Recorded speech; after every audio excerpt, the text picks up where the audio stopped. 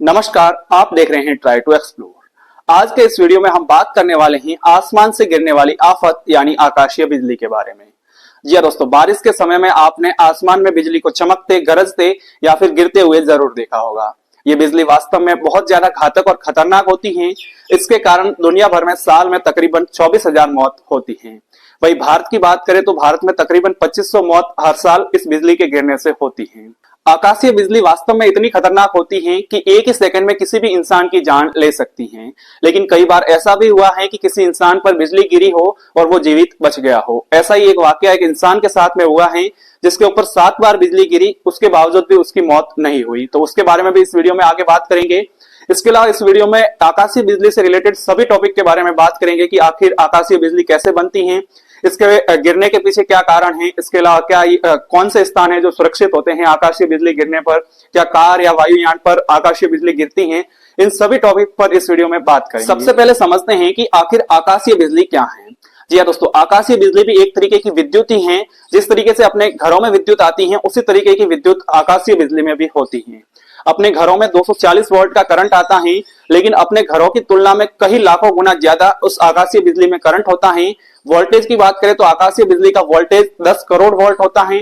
वही धारा की बात करें तो 10,000 एम्पियर की धारा होती है, जबकि अपने घरेलू जो उपकरण होते हैं वो 5 एम्पियर से 15 एम्पियर के बीच में चलते हैं। तापमान की भी बात करें तो जो विद्युत होती है, जो आकाशीय विद्युत होती है, उसका तापमान लगभग 27,000 डिग्री सेल्सियस है, जो कि सूर्य का तापमान जो कि 6,000 डिग्री सेल्सियस है उससे भी 4.5 गुना ज्यादा है। इतनी भयानक होने के बावजूद भी जब आकाशीय बिजली गिरती है तो बहुत ही कम क्षेत्र को ही प्रभावित कर पाती है।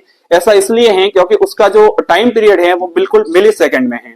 अगर उसका टाइम पीरियड ज्यादा होता तो उसका जो प्रभाव होता वो भी ज्यादा होता, लेकिन आकाशीय बिजली का जो टाइम पीरियड है वो बिल्कुल मिली सेकंड में है, इसलिए वो जहां पर गिरती है उसके आसपास के बहुत कम क्षेत्र को ही प्रभावित करती है। अब समझते हैं कि आखिर आकाशीय बिजली किस तरीके से उत्पन्न होती है।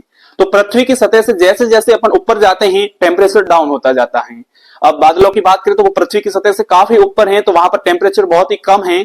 अब कम टेम्परेचर के कारण जो जलवाष्प होती है वो बर्फ का रूप ले लेती है। अब ये बर्फ जब आपस में टकराती है तो घर्षण के कारण उसके अंदर आयन उत्पन्न होते हैं, धनायन और ऋणायन। क्योंकि अपन जानते हैं किसी भी परमाणु के अंदर धनायन भी होते हैं जो कि प्रोटॉन के रूप में होते हैं, ऋणायन जो कि इलेक्ट्रॉन के रूप में होते हैं, इसके अलावा न्यूट्रॉन भी होते हैं, वो न्यूट्रल होते हैं।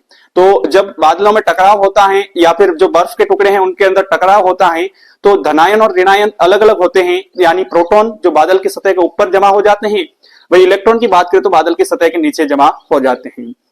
अब पॉजिटिव चार्ज होता है वो हमेशा नेगेटिव चार्ज को अट्रैक्ट करेगा।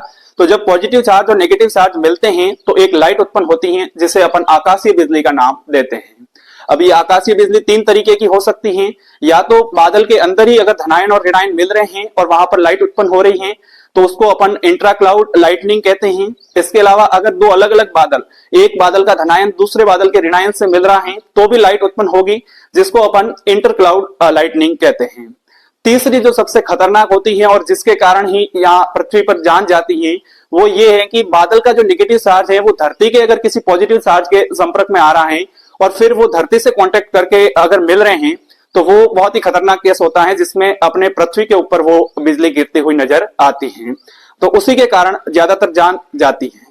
अब बात करते हैं रॉय क्लीवलैंड सुलिवन की। जी दोस्तों, ये अमेरिका के पार्क रेंजर थे जिनके ऊपर 1942 से लेकर 1977 के टाइम पीरियड के बीच में 7 बार उनके ऊपर बिजली गिरी, लेकिन उनकी मौत नहीं हुई। ये एक तरीके का वर्ल्ड रिकॉर्ड है कि 7 बार बिजली गिरने के बावजूद भी उनकी मौत नहीं हुई। हालांकि उनके कुछ अंग विकृत जरूर हुए थे लेकिन मौत नहीं हुई। बाद में उन्होंने 1983 में आत्महत्या कर ली, तब जाकर के उनकी मौत हुई थी। तो ये भी एक अजूबा है कि किसी व्यक्ति के ऊपर इतनी बार बिजली गिरने के बावजूद भी उसकी मौत नहीं हुई। भारत की बात करें तो सबसे ज्यादा बिजली गिरने के केस मध्य प्रदेश में आते हैं। उसके बाद में छत्तीसगढ़, महाराष्ट्र, ओडिशा और बंगाल, इन राज्यों में भी बिजली गिरने की घटना सबसे ज्यादा देखी जाती है। अब समझते हैं कि क्या बिजली जो गिरती है वो विमान के ऊपर कोई असर कर सकती है या नहीं। तो विमान का जो स्ट्रक्चर होता है वो इस तरीके से बनाया जाता है कि उसके ऊपर बिजली गिरने से कोई भी प्रभाव नहीं पड़े। वो एक तरीके से एक फेराडे सेल की तरह काम करता है, जिसमें जो बिजली होती है वो उसका जो आर्किटेक्चर होता है उसके चारों ओर फैल जाती है और जो अंदर यात्री होते हैं वो सुरक्षित रह जाते हैं। इसके अलावा कार की बात करें तो कार में भी अगर आप शीशे वगैरह बंद करके बैठे हैं तो भी आप कार में भी सुरक्षित रह सकते हैं, क्योंकि कार में भी वही स्ट्रक्चर फॉलो होता है फैराडे सेल की तरह कि जो बिजली होती है वो आपके कार के चारों तरफ फैल जाती है और आप अंदर सुरक्षित रह सकते हैं। बिजली गिरने की सबसे अधिक संभावना पेड़ों के आसपास में, इसके अलावा वाटर बॉडी जैसे नदी, झील, तालाब, इनके आसपास में कोई बड़ा टॉवर या फिर बड़ी धातु की चीज है उसके ऊपर भी बिजली गिर सकती है। इसके अलावा जो खुले मैदान या फिर जो खेत हैं वहां पर भी बिजली गिरने की संभावना अत्यधिक रहती है। अब समझते हैं कि आखिर आप अपने आप को किस तरीके से बिजली गरजने पर सुरक्षित बचा सकते हैं। तो सबसे पहले ध्यान रखिए कि जब भी बिजली गरज रही है या फिर मौसम विभाग के द्वारा आपको चेतावनी दी गई है कि बिजली गिर सकती है, तो ध्यान रखना है कि आप अपने घर के अंदर ही रहें। घर के जो खिड़की दरवाजे हैं वो सारे बंद करने के बाद जब आप घर के अंदर रहते हैं तो वो आपके लिए सबसे ज्यादा सुरक्षित जगह होती है। इसके अलावा अगर आप बाहर भी हैं तो किसी पेड़ के नीचे ना रहे, कोई खुला मैदान या फिर खेत है वहां पर नहीं रहे। आप कोशिश करें कि बाहर भी किसी आप दुकान या फिर जहां पर भी आपको कोई बंद जगह मिलती है वहां पर जाने की कोशिश करनी चाहिए।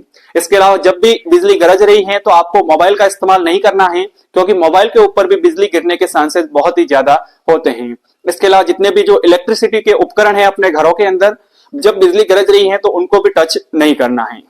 तो ये था कंप्लीट वीडियो आकाशीय बिजली के बारे में। तो ये एक प्राकृतिक आपदा है, तो इसके प्रति आपको सतर्क रहना है और कोशिश ये करनी है कि जब भी बिजली गिरने वाली हो या फिर बिजली गरज रही है तो आप घर से बाहर ना निकलें। धन्यवाद इस वीडियो को देखने के लिए।